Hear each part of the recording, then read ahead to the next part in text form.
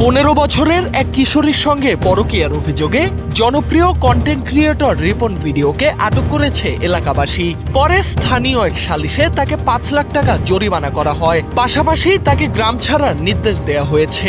অভিযুক্ত রিপন মিয়া নেত্রকোনা সদর উপজেলার বিশিউরা গ্রামের বাসিন্দা।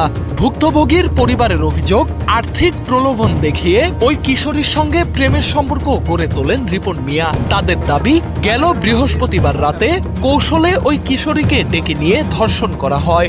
এ সময় স্থানীয় দুজন বিষয়টি দেখে ফেললে তাদের 50,000 টাকা দিয়ে ঘটনাটি ধামাচাপা দেওয়ার চেষ্টা করা হয় বলেও অভিযোগ রয়েছে।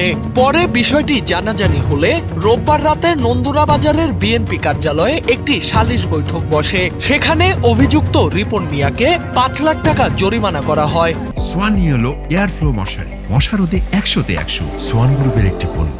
এবং 7 দিনের মধ্যে সেই অর্থ পরিশোধের সময় বেঁধে দেওয়া হয়। এদিকে সামাজিক যোগাযোগ মাধ্যমে ছড়িয়ে পড়া ভিডিওতে দেখা যায়, উপস্থিত লোকজনের সামনে রিপন মিয়া বলছেন, আমার দোষ থাকলেও আছে, না থাকলেও আমি সবার সিদ্ধান্ত মেনে নেব। ভিডিওটি ভাইরাল হওয়ার পর শুরু হয়েছে ব্যাপক আলোচনা সমালোচনা। তবে এ বিষয়ে এখনো পর্যন্ত থানায় কোনো লিখিত অভিযোগ জমা পড়েনি।